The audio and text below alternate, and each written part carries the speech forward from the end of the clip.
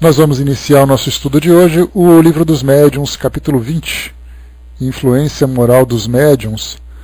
Nós estamos nas questões diversas, dissertação de um espírito sobre a influência moral, o item número 226. Nós vamos então a partir da pergunta número 3. Antes a gente faz uma recapitulação do que nós estudamos no nosso último encontro.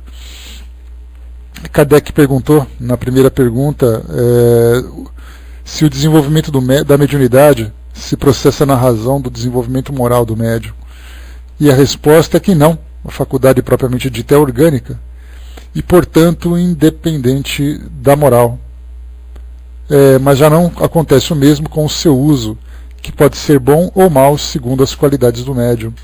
Então, a gente já chegou a essa conclusão, que o desenvolvimento moral se dá sempre de uma forma mais lenta que o desenvolvimento intelectual, e que a mediunidade vem para nós como um instrumento de correção, um tônico que nos estimule cada vez mais a essa transformação moral. Então o médium, como a gente já conversou, recebe essa faculdade para um trabalho ligado mais diretamente ao mundo espiritual, demonstrando essa sua realidade e aí então provocando consequentemente um despertamento mais rápido, ou pelo menos uma conscientização maior.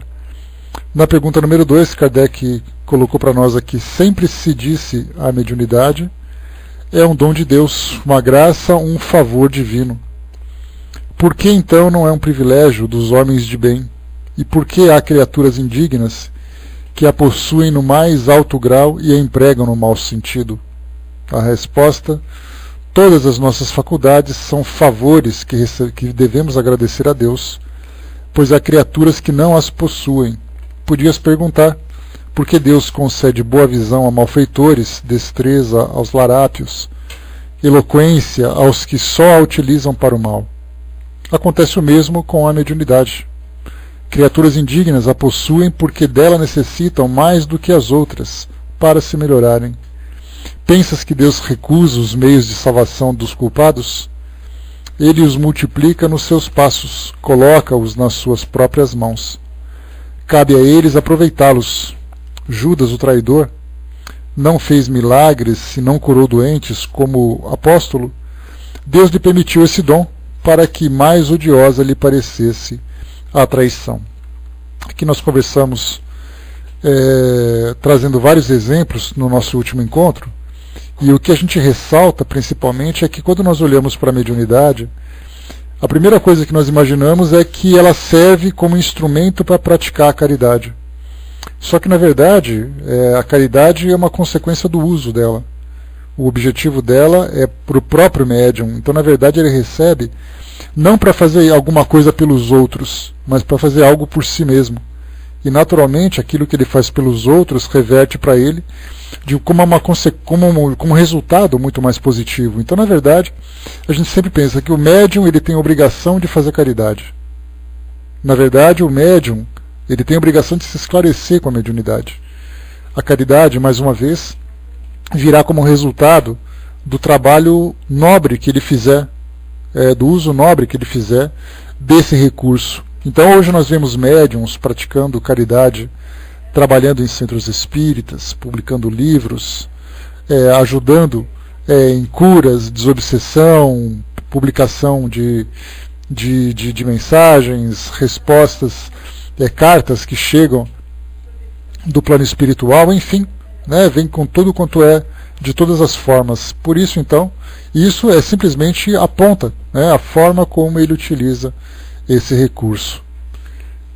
O número 3, que é a pergunta que a gente vai entrar a partir do nosso estudo de hoje, pergunta se os médiuns que empregam mal as suas faculdades, que não as utilizam para o bem, ou que não as aproveitam para a sua própria instrução, sofrerão as consequências disso?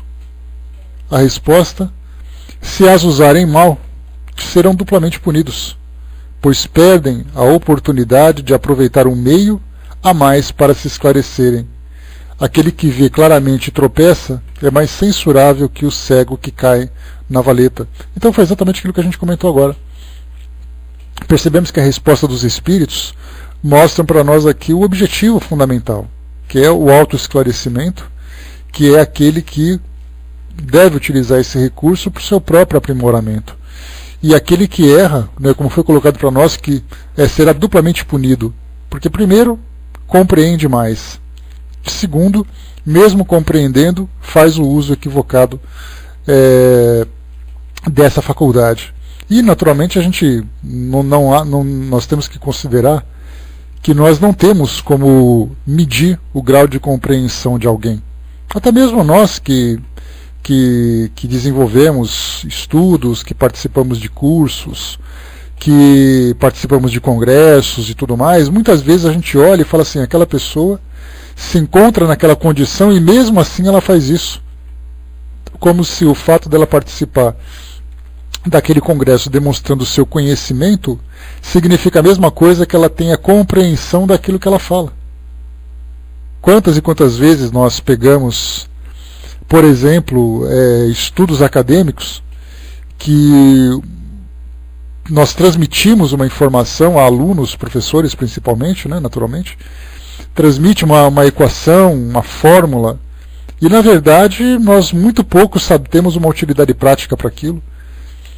Algumas vezes nós passamos uma informação, vamos supor que eu seja um professor, por exemplo, de história, e eu transmito a informação que se encontra num livro de história, ilustrando, fazendo ali aquele teatro para que a informação seja mais interessante, coisa e tal, mas eu nunca estive no lugar, não conheço profundamente os personagens daquele local, não tenho conhecimento profundo sobre aquilo porque meu conhecimento foi superficial, eu não fiz nenhum estudo catedrático mais profundo para poder dizer que eu sou um mestre, um doutor naquele tema, e se for naquele tema certamente não sou em outros.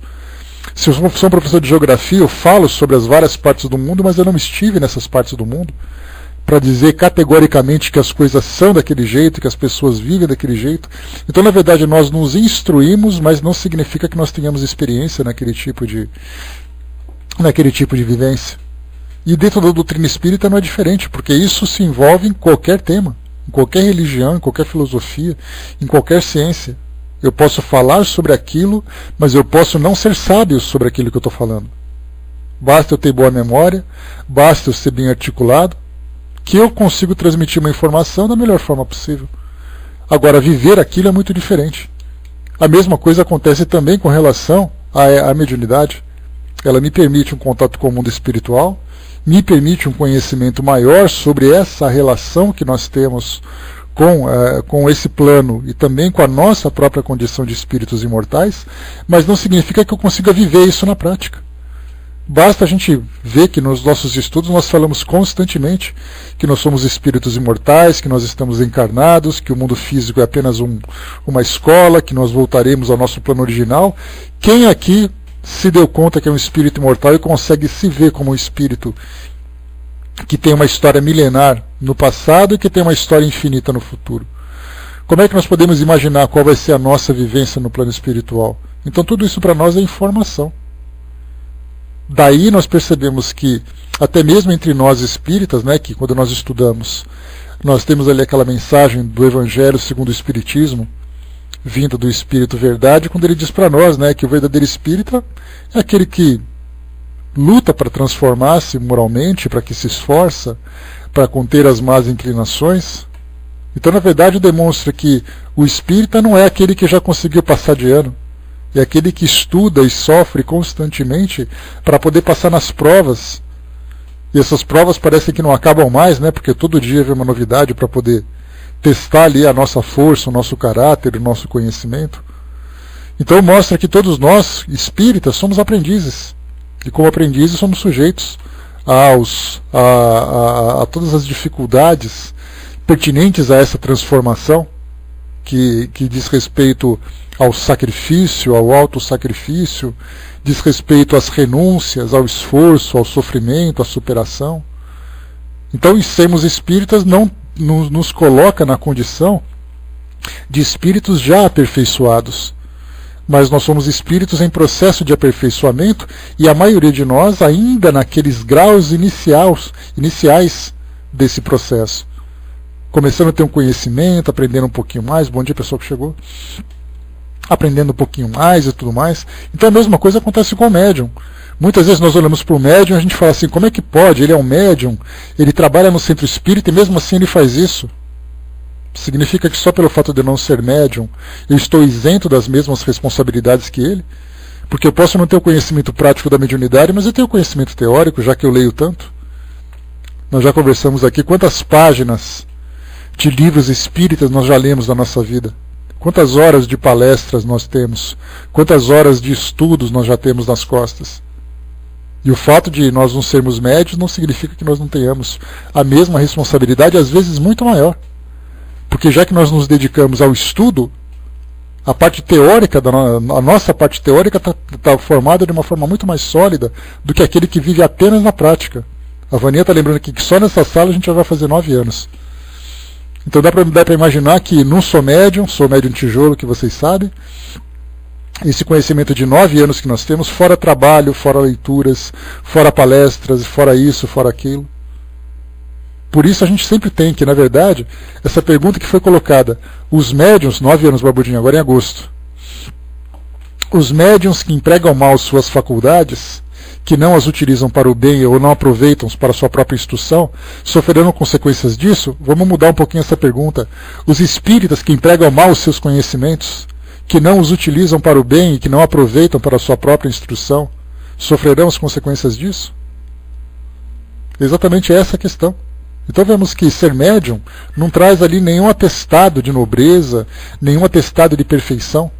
Até porque, como a gente já sempre lembra, médium não é aquele apenas que se encontra, aquele médium que se encontra apenas no centro espírita. O médium é aquele que está o tempo todo, em todos os lugares, em todas as religiões, em todos os cantos do planeta. A gente vê, por exemplo, na Sibéria, lá nos confins da Rússia, de repente tem um médium lá. Ele nunca leu nada de Allan Kardec, mas ele acorda o tempo todo em comunicação com os espíritos. A gente vai lá na Mongólia, por exemplo, tem alguém ali que vive numa pequena tribo nos campos, lá no meio das montanhas da Mongólia, ele é médium.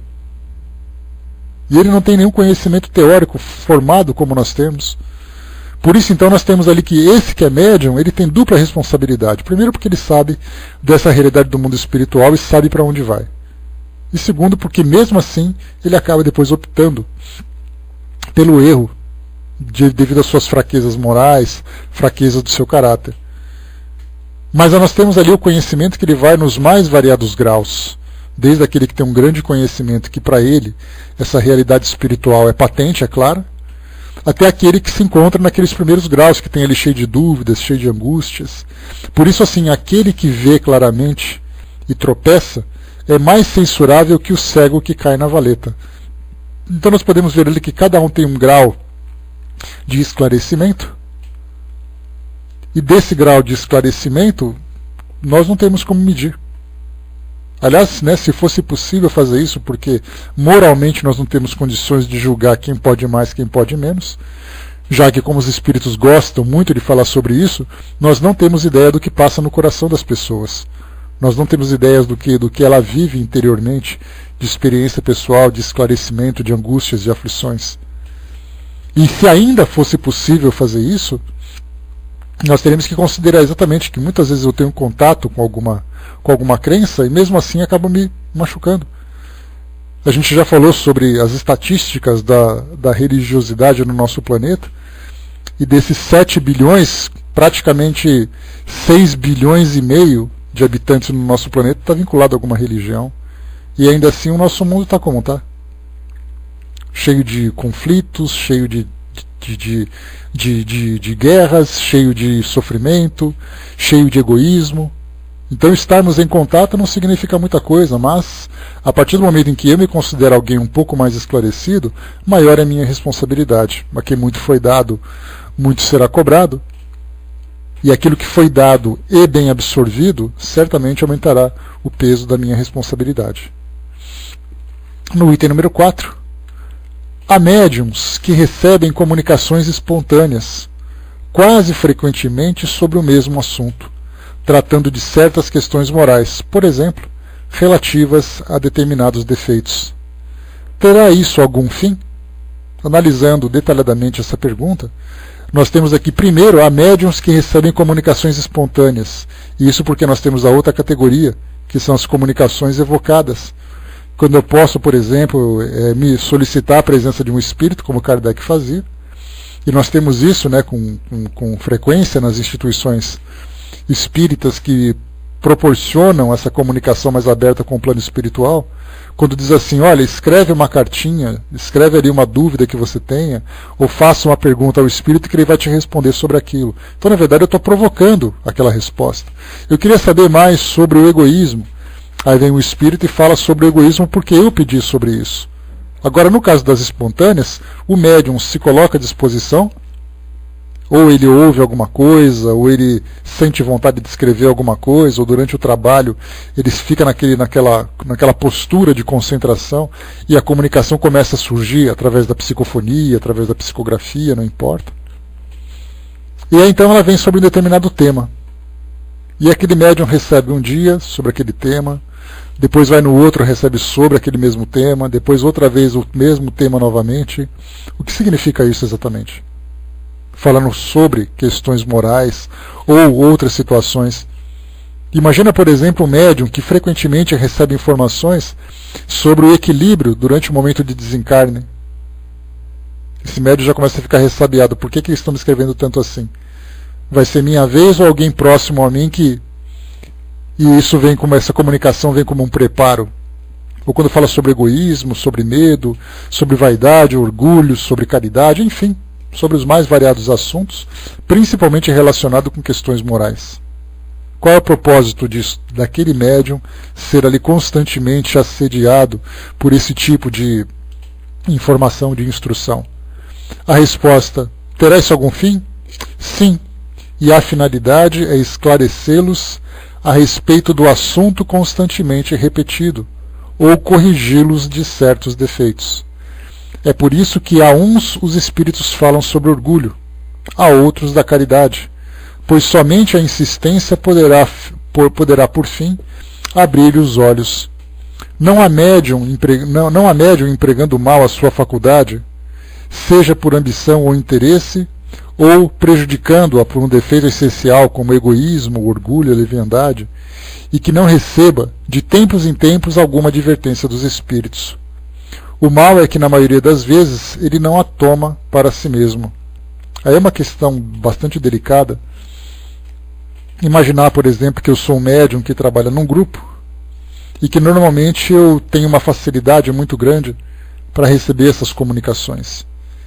E, naturalmente, vaidoso como sou, começo a me vangloriar dessa facilidade, dessa vantagem que eu tenho sobre os demais médiuns do grupo, fazendo com que todos pensem que a minha capacidade é superior à capacidade dos outros. Mas constantemente me vem ali mensagens falando de orgulho e falando de humildade. Humildade e orgulho, o tempo todo. E aí então eu fico, exatamente porque eu me encontro ainda mergulhado, né, nesse mar de orgulho e vaidade, eu fico acreditando que essa mensagem é para o grupo, ou para alguém do grupo que não está muito bem. Se por acaso é uma reunião pública, eu vou fazer com que essa mensagem seja transferida a todos os presentes para que eles olhem suas vidas pessoais, né, principalmente porque eu me considero uma pessoa muito simples, muito humilde, e eu não me vejo necessitado disso. Então, se eu tenho essa perspicácia, sabedoria de entender que eu preciso utilizar todas as mensagens que chegam, algumas vezes, mesmo sem que eu tenha necessidade dela, pelo menos imediata, ela serve como um preventivo. Mas para isso há necessidade da sabedoria. É como se por acaso eu convidasse um médico aqui na sala para falar sobre boa alimentação. Aí aqueles que passam por algum distúrbio alimentício, como por exemplo obesidade, gastrite, diabetes, seja lá qual for o problema que tem, essa mensagem certamente vai ser muito útil para aqueles. E para aqueles que são saudáveis? Ah, não, eu não preciso disso porque eu estou bem. Se aquele que é saudável prestar atenção e começar a policiar com mais detalhe ao tipo de vida, a rotina que tem, e aplicar essas orientações para reforçar tudo aquilo que ele faz de correto no seu dia a dia, feliz dele. Agora, muitos daqueles dizem assim, não, isso aí não é para mim não, porque eu estou muito bem. Eu não preciso ouvir sobre isso. Esse tema não me interessa. Quantas e quantas vezes nós vamos a uma palestra espírita, dependendo do tema que ela chega para nós. Bom dia, pessoal que chegou. Então eu olho e falo assim, bom, vai falar sobre caridade. Ah não, isso é um assunto muito chato. Não me interessa. Aí eu começo a vasculhar dentro de mim, se eu tiver essa sabedoria, eu falo assim, peraí, qual é o meu nível de dedicação à caridade? Também, né, Silvia? Nós somos também mutáveis, né? Aquilo que a gente vive hoje pode se desequilibrar de uma hora para outra. Então, quantas e quantas vezes nós vamos a um centro espírita de acordo com o tema que vai ser apresentado? A gente só escolhe os temas que são mais legais, os temas que são mais interessantes. Eu já percebi muitas vezes que a gente chega aqui na sala e fala, pessoal, amanhã é o dia do nosso Evangelho no Lar. Nós vamos estudar o nosso livro Fonte Viva. Aí todo mundo começa, mas não é livro dos médiuns? Que chato, então não venho. Porque a gente só se interessa por aquilo que é atraente, aquilo que é agradável, aquilo que é prazeroso, aquilo que satisfaz as nossas necessidades. Quantas e quantas vezes nós fazemos isso? Selecionamos, nós somos seletivos, apenas aquilo que interessa. E normalmente aquilo que não interessa, nós não damos muito valor. Só que muitas vezes aquilo que não interessa é aquilo que a gente mais necessita. Às vezes tem congresso, falo isso de experiência própria, né? Até falava com a Lívia, né, Lívia, nesse fim de semana, no sábado, estava a Nete, qual é o nome dela? A Nete, não é Guimarães, a Nete, me ajuda aí, qual é o sobrenome dela? A Nete Guimarães mesmo, né, beleza, estava ali ouvindo a Nete Guimarães, ela estava ouvindo a Nete Guimarães e o tema era a sexualidade e o espiritismo. Aí eu olhei e falei assim, sinceramente, não curto muito essa história. Então não que, de repente aquele tema poderia ser interessante, certamente me traria muitas instruções, mas não era um tema que naquele momento me interessava. Pois é, imagino que sim, porque ela é sempre muito fera naquilo que faz, né? Mas nós somos assim, nessas questões morais principalmente. Imagina um congresso nacional falando sobre caridade. Quantas pessoas deixarão de ir porque o tema não interessa? Então, normalmente, o nosso orgulho, a nossa vaidade, essa nossa prepotência faz com que nós imaginemos que nós já estamos em condições de dispensar instruções valiosas que chegam para nós através de livros, através de mensagens, através de encontros, reuniões, estudos, e nós escolhemos apenas aquilo que é prazeroso. E aí a gente vê como nós somos capengas. Mas até aí tudo bem, não tem problema. Agora a grande dificuldade é quando nós estamos sendo sempre chamados através, se sou médium, através do tema das psicografias que eu recebo, e eu acredito que mesmo com essa insistência eu dispenso. Não pensando qual é a possibilidade daquele tema, daquela informação, me acrescentar alguma coisa. É exatamente essa nossa crença na autossuficiência, que eu já sou bom bastante, que eu já estou instruído bastante, e nós vemos isso o tempo todo. Algumas vezes nós recebemos ali informações sobre congressos de um mesmo tema, impressionante que tem vezes, assim, tem fases que você recebe um e-mail, recebe uma informação, alguém comenta alguma coisa, sempre sobre aquele mesmo tema. Aí de repente eu falo assim, tá bom, eu vou ouvir esse tema, essa história aí. Vou lá, pego na internet um tema qualquer, num programa, numa entrevista, ou qualquer coisa. De repente eu ouço e falo assim, poxa vida, isso aí foi bem interessante mesmo. E eu quase perdi sobre tudo isso. É a forma que nós temos de nos instruir. E se nós temos uma sensibilidade maior, nós percebemos essa insistência com maior dificuldade, né? Temos dificuldade de abertura a temas novos, principalmente aqueles temas que a gente não quer mexer muito, né, Miriam? Você falar sobre aquilo, primeiro que você vai ter que admitir que é. Admitir que você é egoísta, admitir que é orgulhoso, que é isso, que é aquilo, para depois você usar aquilo como antídoto contra essa imperfeição. E a gente admitir aquilo que nós temos de imperfeição é muito difícil. Nós sempre achamos que não, eu sou espírita, eu estudo bastante, afinal de contas eu faço parte da JDE, tem um pessoal que é muito bacana lá, para que eu vou ficar ouvindo palestras e tal? E a gente começa então a não perceber a importância que nós temos de um aperfeiçoamento constante. E todas as informações para nós são úteis de alguma forma. Agora, se tem aquela que insiste em bater a minha porta, aí então se eu tiver sabedoria, eu vou atender para saber o que está acontecendo. E vou utilizar aquilo para o meu próprio aprimoramento. Então, para quem trabalha, nesse caso, para essas comunicações, lembrando mais uma vez, é fundamental. Quando Kardec diz que tem médiuns que recebem comunicações espontâneas, ele não fala de médiuns que se encontram em casas espíritas, não. Ele lembra que as pessoas recebiam comunicações em casa. E o tempo todo tinha ali algum espírito falando alguma coisa para ele. Para que ele pudesse fazer ali um autoaprendizado em casa mesmo, com os espíritos ali que são próximos a ele, e mesmo assim ele fica repassando para a família, para os amigos, mandava pelo correio, porque não tinha internet naquela época, né? Mas para ele mesmo ele não se dava conta da importância que aquilo tinha para ele. Uma grande dificuldade que muitos de nós temos ainda, de aceitar que tal informação serve para nós. Só que na verdade qualquer assunto que a gente lançar aqui, qualquer assunto vai ser para nós uma grande beliscada, né? Vai ter uma grande provocação. Se eu falar sobre caridade, certamente todos nós temos o que aprender ainda, porque nós não conseguimos ainda atingir essa capacidade de doação a ponto de transformar o nosso mundo. Se falar sobre orgulho, sobre vaidade, sobre agressividade, sobre desequilíbrio emocional, todos nós temos. E desequilíbrio emocional que é mais fácil. Basta falar alguma coisa para alguém que alguém está me xingando pelas costas. Isso é um desequilíbrio emocional. Bastou eu falar alguma coisa que desagradasse, que aquela pessoa já começou a criar na mente dela aquela guerra, aquele conflito, pensando cobras e lagartos a meu respeito. Então todos os assuntos são produtivos. Basta que a gente queira assimilar tudo isso. E é claro, né, que são tantos os assuntos, são tantas as imperfeições que nós temos, que a gente não consegue dar conta de uma vez só. Então se a gente ficar vigilante para não fazer coisa errada, já está muito bom. Se eu puder, além de não fazer nada errado, me aperfeiçoar constantemente para poder diminuir cada vez mais esses equívocos, melhor ainda. Mas isso vai depender do quê? Da nossa dedicação nesse processo de transformação.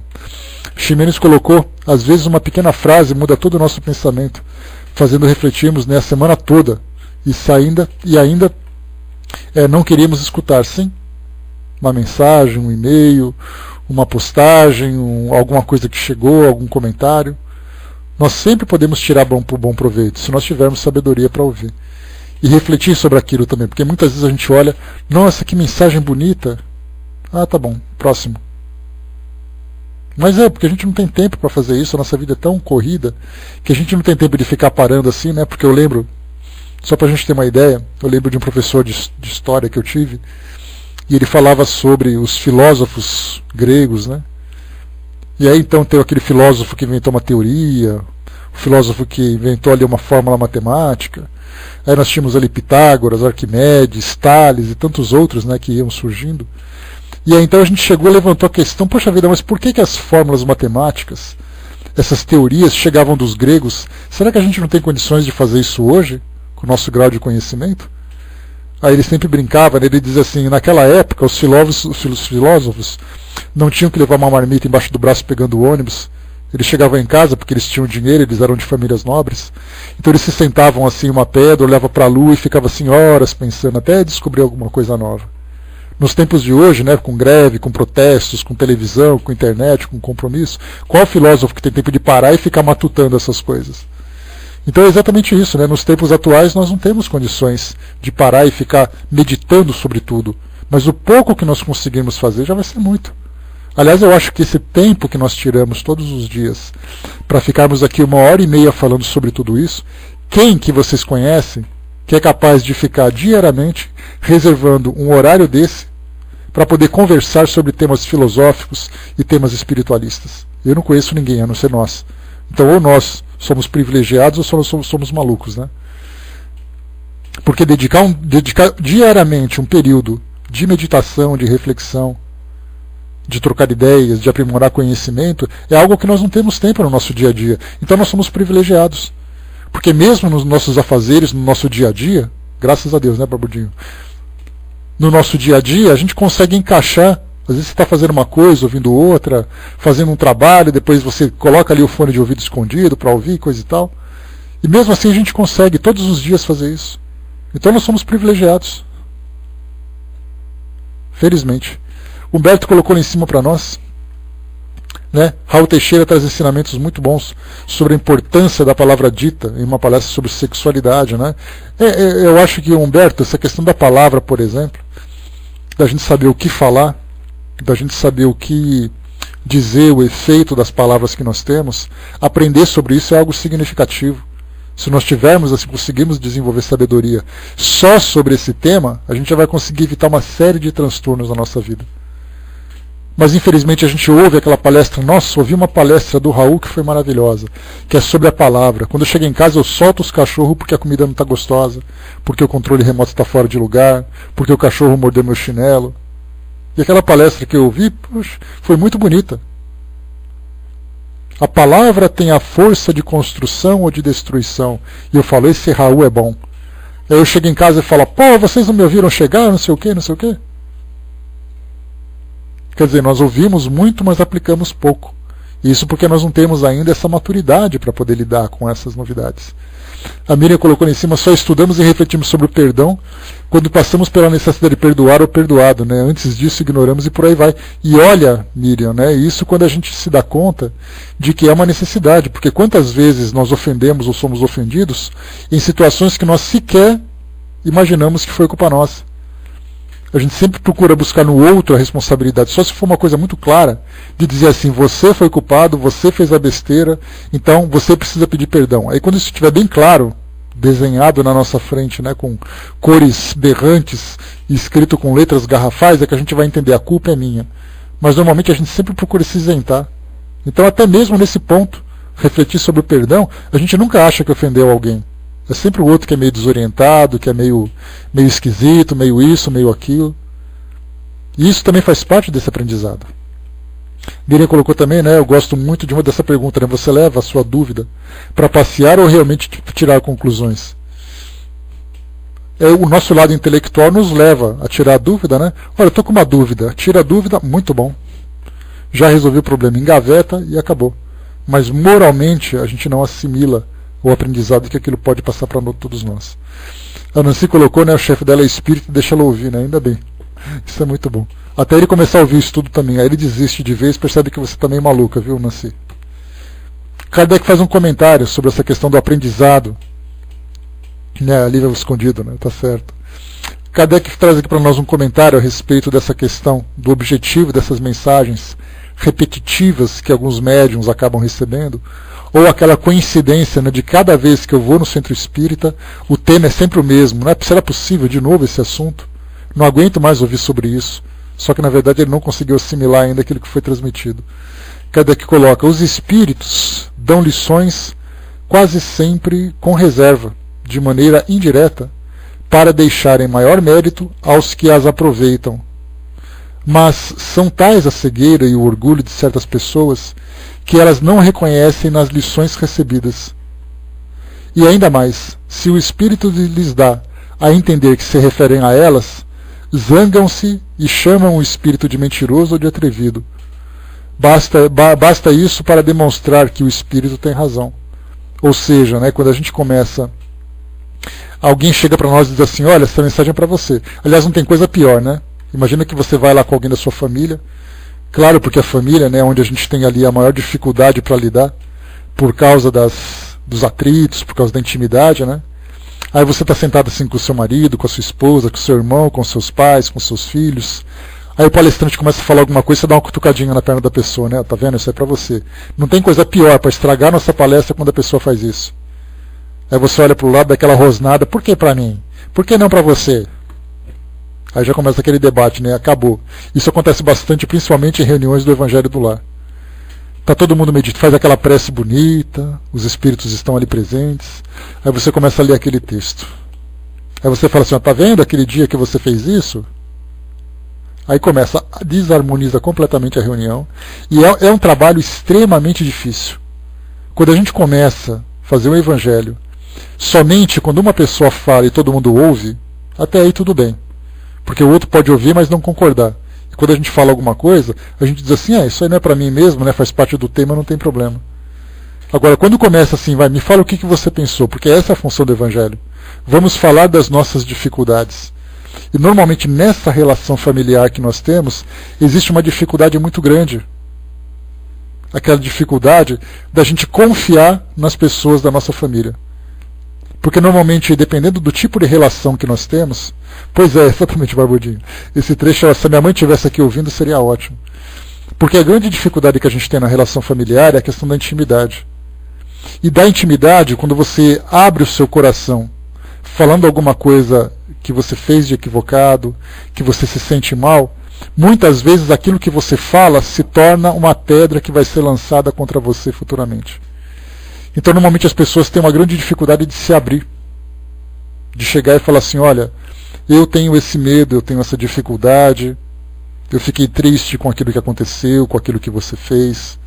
Porque quando mais dia, menos dia, aquelas pessoas que muitas vezes ouvem, ou nós mesmos quando ouvimos alguma coisa, a gente já pega aquilo como sendo um ponto vulnerável daquela pessoa, para que um dia possa atingi-la. Quantas e quantas vezes em discussões mais acaloradas, temas de personalidade, de temas de caráter, temas que foram revelados nos nossos momentos de maior equilíbrio, de maior serenidade, são usados contra nós. Então, dessa forma, a gente lembra sempre que quando nós falamos sobre aquilo que nós aprendemos, aquilo que nós ouvimos, primeira coisa é para nós. E ninguém precisa dizer claramente, apontar para nós e dizer assim, isso aqui, isso é para você. Principalmente aquela pessoa com quem nós temos atrito. Quer dizer, por que para mim e não para ela? Por que ela não pega esse assunto para ela e guarda com ela mesma? Por que ela tem que jogar para mim? Por que eu sou o problema e não ela? Aí então a gente já começa a pensar, porque aquela nossa humildade de dizer assim, independente que se ela também tem esse problema, eu tenho o problema. Então eu vou trabalhar em mim. E se ela me jogou, por mais irritante que possa ser que ela tenha notado aquela minha imperfeição, eu tenho essa imperfeição. Algumas vezes, em atritos domésticos, me lembro que temas que eu falava para vocês aqui, que a minha voz ficava ecoando pela casa, mais dia, menos dia, alguém comenta alguma coisa. Mas falar de perdão no seu estudo você fala. Aí você tem que respirar fundo, porque o sangue sobe no rosto, né? Porque dá vontade de você avançar no pescoço daquela pessoa. Como é que ela ousa falar isso? Aí você respira fundo, medita sobre o problema e fala assim, eu devia ter ficado quieto. Tudo que você disser será usado contra você. Às vezes palestrante que a gente está no centro espírita ouvindo, ele fala alguma coisa, a gente dá aquela risadinha, olha quem está falando. Quer dizer, aquilo que ele disse serve para mim. Se ele está dizendo para ele mesmo e não ouviu o que ele está dizendo, isso é um problema dele. Mas eu tenho que me perguntar, aquilo que ele disse serve para mim de alguma forma? Me é útil para o meu autoaperfeiçoamento? Mas a gente sempre acha que não. Que a primeira utilidade é daquele que disse, daquele que escreveu. Deixa eu ver aqui. Dudu colocou lá em cima, eu estava sentado aí, você esquentou minha cadeira, que eu sento sempre, esse é meu lugar. São atritos que acontecem, né? Maria Lúcia colocou, bom dia pessoal que chegou. Geralmente tudo que eu escuto parece que foram ditas especialmente para mim. Seja bem-vinda ao clube, Maria Lúcia. Porque normalmente o que os espíritos falam, aquilo que nós estudamos, essa é a grande sabedoria que os espíritos têm, a sabedoria da doutrina espírita, é ela abranger temas que dizem respeito ao ser humano. Algumas vezes tem temas que eles são importantes, eles têm maior intensidade em determinados momentos da nossa vida.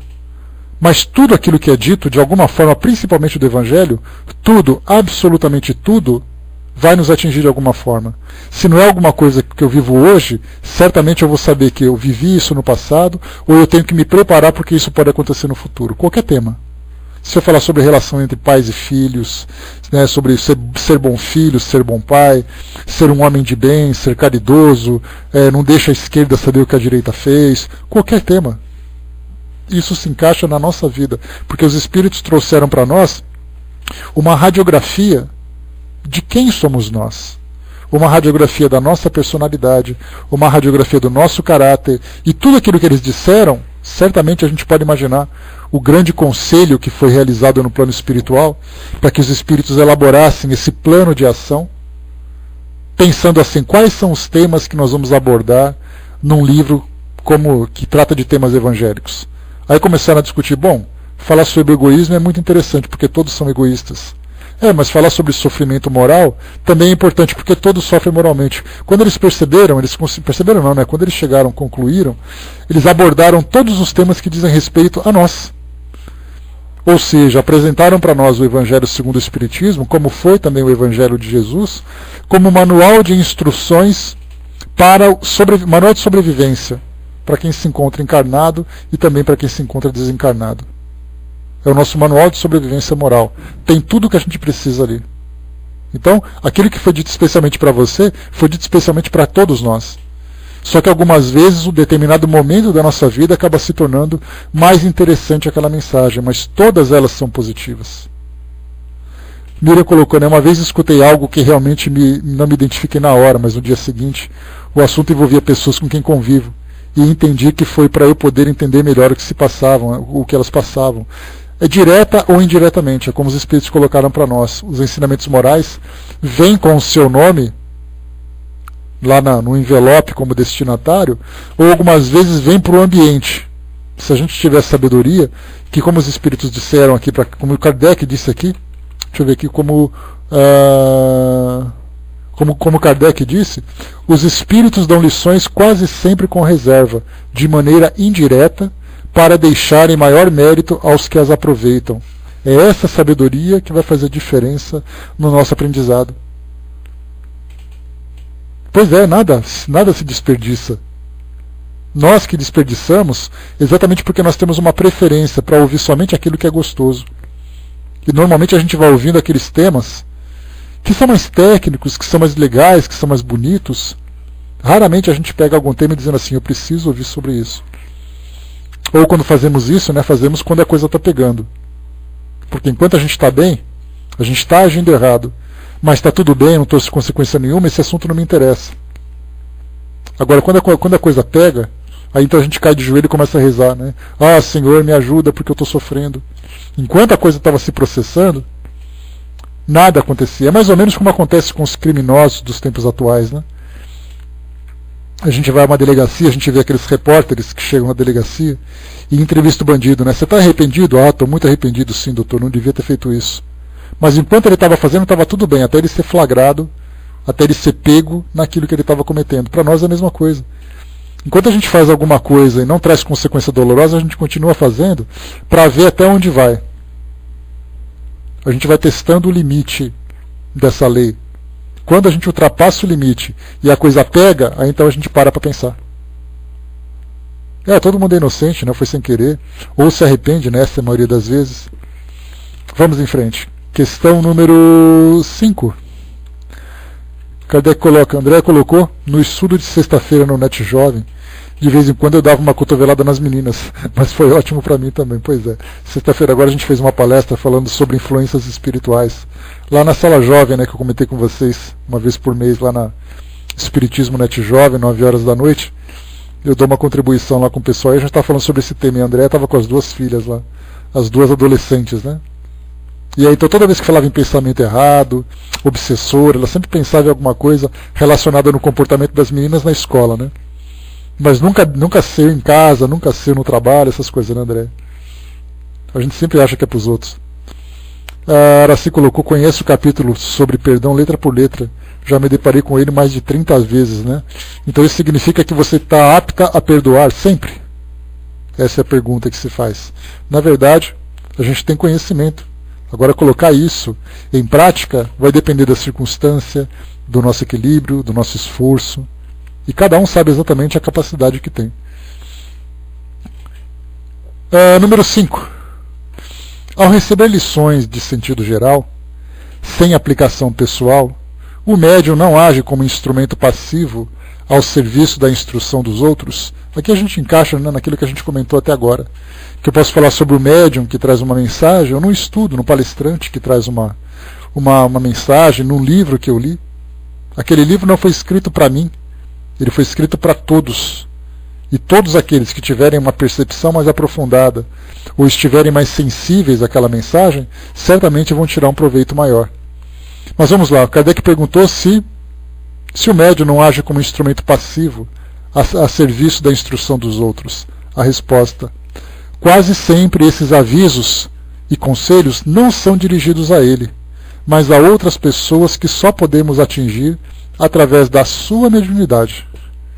Mas ele também, se não estiver cego pelo amor próprio, deve tomar a sua parte. Aquilo que a gente falou agora.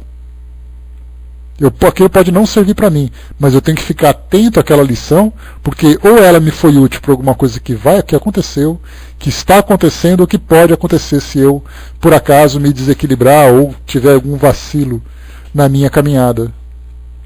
Não penses que a faculdade mediúnica seja dada apenas à correção de uma ou duas pessoas. Não. O objetivo é maior. Trata-se da humanidade. Um médium é instrumento que, como indivíduo, importa muito pouco. Por isso, quando damos instruções de interesse geral, utilizamos os que nos oferecem as facilidades necessárias. Mas podes estar certo de que chegará o tempo em que os bons médiums serão muito comuns, para que os espíritos bons não precisem mais se servir de maus instrumentos. Aqui é uma situação bastante clara. Dificilmente a gente vai dar valor para uma mensagem que vem de um médium por quem a gente tem antipatia, por um comportamento moral não muito legal. Às vezes é aquele médium do centro que a gente não vai com a cara porque ele é muito arrogante, ele anda com o nariz empinado, ele é aquela pessoa que se acha, né, o superior, né, como diz a molecada, aquele médium tácia, né, tá se achando. Então ele se acha, então a gente olha assim para ele assim, porque na relação pessoal com ele é uma relação difícil. É aquela pessoa que o assunto não encaixa, que o sentimento não é legal, que quando tem palestra dele você não vai porque você não curte o modo como ele se expressa. Então a gente cria, né, aquela antipatia pelo médium, algumas vezes gratuita, mas algumas vezes até justificada. Às vezes não ensina na prática, mas eu não quero nem chegar nesse ponto, Vana, de alguma coisa assim mais grave. A gente fala assim de situações sutis, aquele médium que é um pouquinho meio metido mesmo, meio orgulhoso e coisa e tal. Aí você vê aquela mensagem que vem dele, você nem dá ouvido para ela, porque você não vai com a cara do médium. Mas de repente ele pode ser até um médium falho. Mas é aquilo que os espíritos têm. Então algumas vezes a gente ignora o conteúdo pelo fato do carteiro não ser um carteiro bonito. A gente não dá valor para a carta porque o carteiro não tem boa aparência. Só que na verdade a gente tem que prestar atenção no conteúdo da mensagem que chega para nós. A gente tem que tentar desvincular isso. É algo muito difícil, porque quando a gente pega antipatia por alguém ou por alguma coisa, né, Deus sabe o sacrifício que é da gente desmanchar esse tipo de impressão. E muitas vezes a pessoa faz questão de ter aquele comportamento. Aí já disseram, né, o próprio, se não me engano foi Freud que falou sobre isso, se eu não me engano, ele diz assim que quando a gente tem antipatia por alguém é porque aquilo que ela faz desperta em nós a mesma tendência. Ou seja, nós encontramos nela a reflexão, a nossa própria reflexão. Então se ela é uma pessoa orgulhosa, é porque muitas vezes nós também temos o orgulho e não gostamos do jeito que ela se comporta. Ontem eu assisti a um programa, uma série, que falava de um grupo de pessoas que se encontravam ali no meio de uma selva e tal. Era um programa de entretenimento. E aí então uma dessas pessoas naturalmente começou a se destacar como líder. E as pessoas começavam a consultá-la com mais frequência. E ele assumia, porque quando ele falava sobre a liderança, ele se colocava como líder. E aí então eu fiquei pensando, se eu estivesse ali, a coisa não seria tão fácil não. Porque eu também tenho capacidade de liderar. Então por que ele se acha melhor? De repente quando eu percebi que eu estava confabulando contra ele mesmo, eu percebi que eu era tão orgulhoso quanto ele, eu me achava tão capaz quanto ele, e de repente a gente se tornaria adversário. Porque eu via que não me submeteria ao tipo de comando dele, porque eu não concordava com aquilo que ele fazia, e me achava mais capaz do que ele. Claro que eu estava pensando, né? Deus sabe o que aconteceria se fosse real, mas o sentimento que despertou naquele momento foi exatamente isso. Quer dizer, aquilo que ele estava fazendo é aquilo que eu gostaria de fazer. E na verdade eu estava rejeitando ele porque eu queria aquele lugar. Então a gente vê que muitas vezes a antipatia surge por situações gratuitas, só porque nós, na verdade, nos identificamos com aquele mesmo problema. E isso é frequente acontecer. Mas, algumas vezes, né? Pois é, exatamente, Babutina, incomodou, leva que é seu.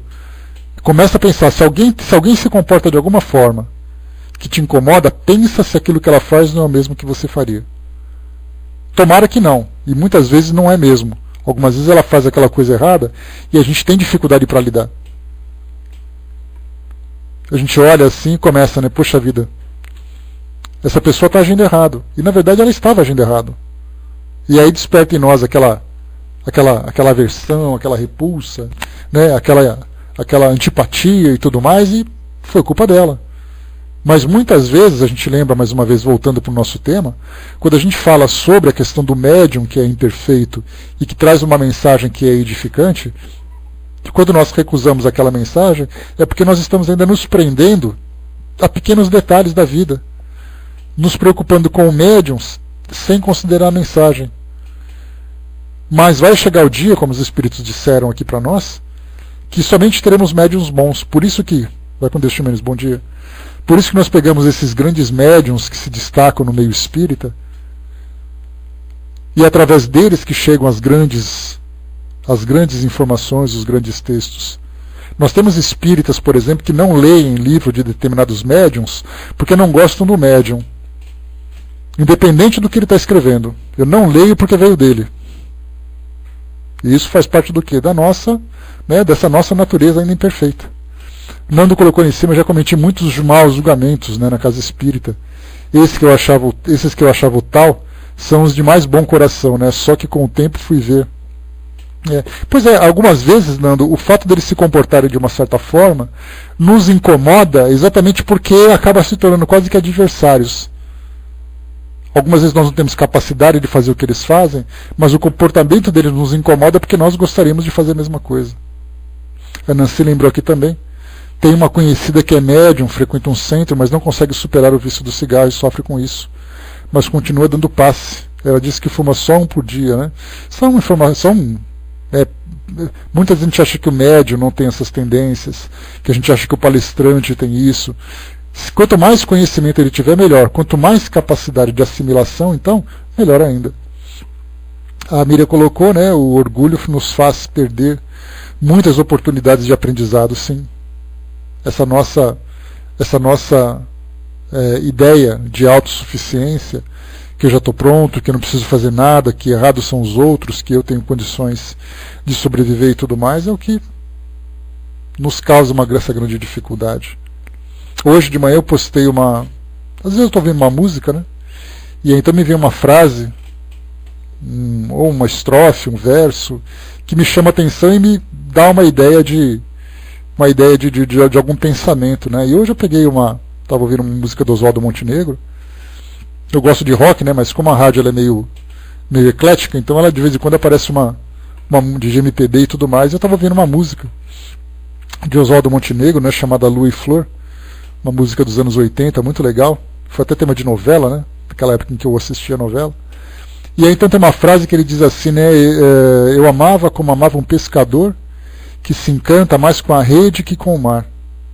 E aí eu comecei a pensar, me vieram aquelas ideias, que a gente começa a pensar assim, que a vida toda nossa, né, aquele grande oceano, cheio de coisa para aprender, cheio de coisa para fazer, que a gente está navegando para poder chegar naquele porto, que é exatamente ali o momento do nosso retorno ao plano espiritual, de uma forma equilibrada, de uma forma saudável, como indivíduos que conseguiram concluir suas lições, suas missões e tudo mais.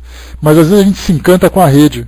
Quer dizer, o mar todo à nossa frente, e a gente fica namorando a rede, ou seja, a gente fica preocupado com pequenos detalhes da nossa vida, porque eu quero aquela posição, eu quero ser igual a ele, e ele se esquece que ele tem anos e anos, décadas de vida, cheia de situação para viver, cheia de coisa para aprender, para transformar, e ele está preocupado em ter alguma coisa ou ser de algum jeito.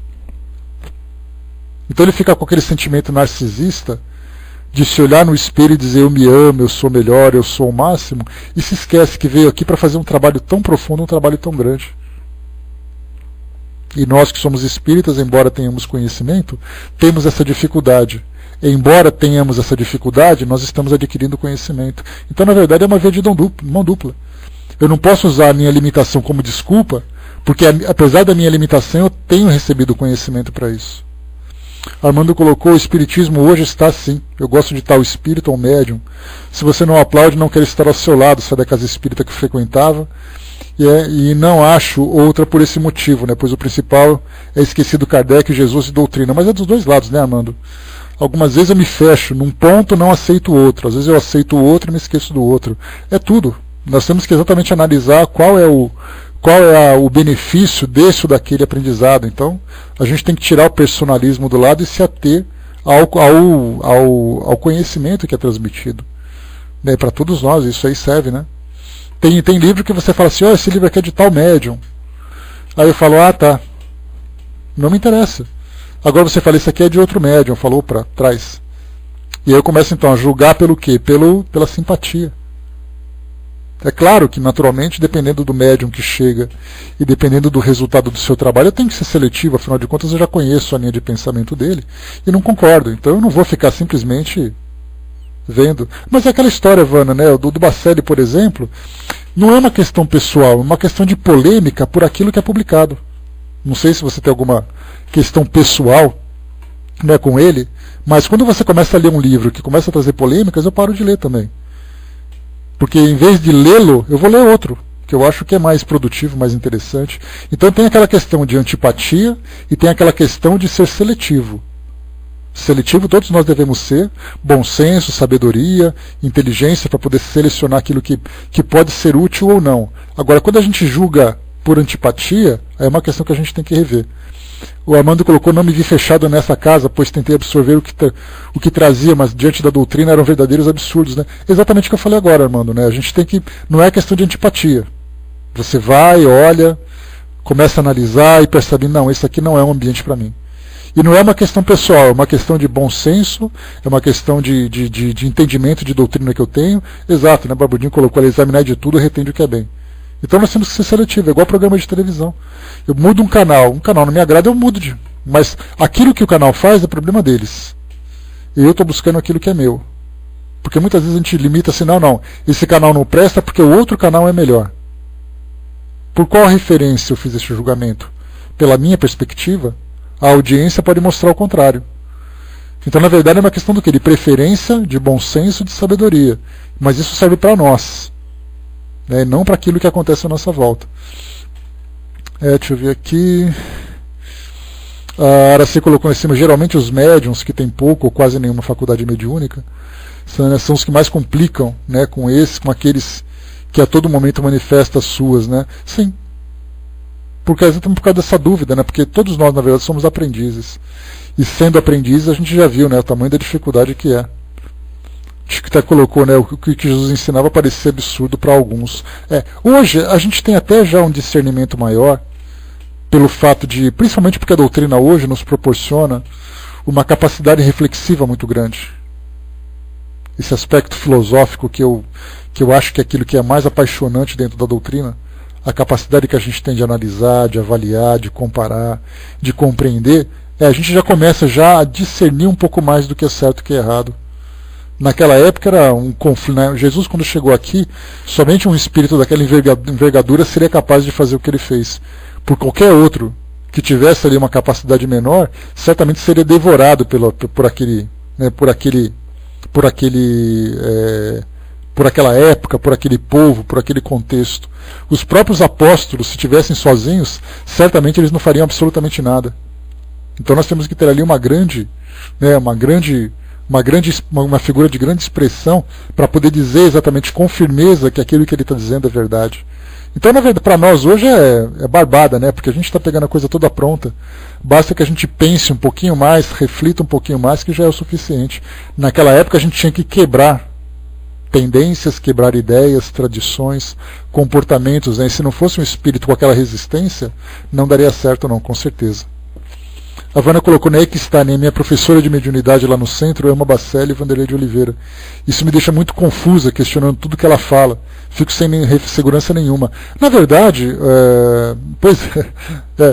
na verdade, Vana, mesmo que ela tenha preferências por isso, você já tem capacidade de assimilar aquilo que é verdade ou não. Né, de você olhar assim e falar assim, bom, isso que está falando tem sentido ou não tem sentido. Né, mas assim, realmente eu imagino como seja difícil você não ter segurança naquele professor que fala alguma coisa. Porque às vezes tem uma informação que é nova, que te deixa realmente com aquela incógnita, né, aquela grande interrogação na cabeça. Será que é assim mesmo que a coisa acontece? Né? Então a mesma coisa acontece aqui na nossa sala. Quantas pessoas já vieram estudar com a gente e não sentiram firmeza naquilo que nós colocávamos como ideia, como informação, e falaram, olha, não curti muito não, deixa eu ir embora. Deixa eu caçar minha turma que eu ganho mais. Né? Vocês acharam aqui a nossa turma, muita gente foi procurar a turma depois de passar por aqui. Né? Gente boa, né, Barbuzinho? Né, Barbudinho? Então é assim que a gente fala, né? Cada um, você tem que analisar e se afinizar, se identificar com tudo aquilo que está sendo passado. Miriam colocou, né, o fato de uma pessoa falar algo que discordamos não significa que tudo que ela diga é ruim, desprezível. A gente tem que analisar com cuidado. Né? Você vai analisando, se por acaso falou alguma inconsistência, se por acaso falou alguma coisa que não foi legal, depois falou de novo, quando virou uma constância, aí então a coisa já complica. Mas o fato de ter uma ou outra informação que não bate com a ideia, mas no corpo geral. Então assim, né, tudo depende do quê?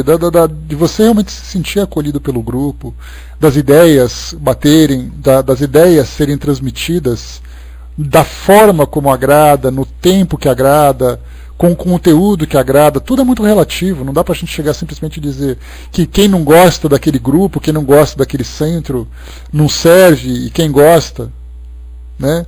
Tem aquela música popular que diz assim, né, que é atrás do trio elétrico, só não vai quem já morreu, né? Eu não morri, não vou, não gosto e não tenho vontade de ir.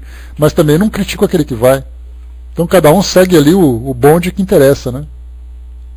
Então é esse pensamento que a gente tem que desenvolver. Né? Bom dia, pessoal. Bom dia, professor. Vamos lá, continuando então, né? Falávamos sobre isso, uma questão de nós temos esse cuidado, essa análise de avaliar realmente o médium que chega, porque muitas vezes é aquilo que os espíritos têm. Apesar deles serem imperfeitos, como todos nós somos, né? Porque o médium imperfeito, ele envia mensagens para ouvintes e leitores imperfeitos também. Só que a única diferença é que os espíritos têm condições de falar com eles, mas não têm condições de falar diretamente com a gente. Então, como ele não consegue me falar tudo e falar para todo mundo na sala, porque seria interessante no futuro, a gente pensar num futuro em que existe ali um centro espírita, no futuro, em que os espíritos simplesmente se manifestam e falam para toda a plateia. Seria ótimo se fosse assim, só que não é. Porque todos precisam ouvir. Então ele vai utilizar quem? O médium.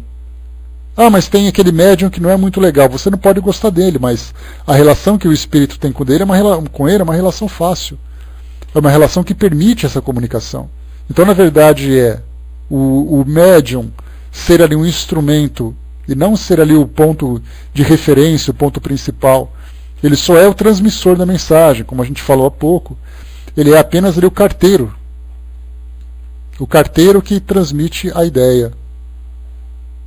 Mas, se o carteiro for inteligente, ele pode aproveitar aquele panfleto que ele está entregando, né, para não violar a correspondência. Imagina que ele está entregando, por exemplo, um panfleto, né, uma mala direta que é um panfleto. Se ele tiver sabedoria, ele vai ler o panfleto também e vai tirar proveito daquilo que está lendo. E é essa sabedoria, essa sensibilidade que tem que ter. Né? Pois é, né, Araci, se o espírito aguenta ele. A grande importância, o grande trabalho que o espírito tem é transmitir aquela mensagem. Imagina o esforço que ele faz para poder aguentar as imperfeições de caráter, as dificuldades, as manhas, as birras que aquele espírito tem. Então, quer dizer, pensemos nisso, principalmente. E para a gente poder fechar, na verdade nem vai fechar, que a gente está na questão número 6 agora que a gente vai entrar. Só para a gente poder acabar rapidinho aqui. No item número 6, se as qualidades morais do médium afastam os espíritos imperfeitos, por que o médium dotado de boas qualidades transmite respostas falsas ou grosseiras? Pessoal, vamos fazer o seguinte, essa questão aqui ela vai exigir um pouquinho mais do nosso raciocínio, falta pouco tempo para a gente poder concluir, então ela fica, né, plim plim, fica aí para o próximo capítulo para a gente poder chegar de novo nessa questão, porque a gente fala exatamente sobre a questão moral dos médiums que são bem equilibrados, mas ainda assim de vez em quando vem ali uma mensagem meio atravessada. Como é que a gente pode analisar essa situação? O médium é bom, afasta os maus espíritos e de vez em quando surgem mensagens falsas. Uma questão que dá para a nossa reflexão. Então a gente vai deixar isso para o nosso próximo encontro.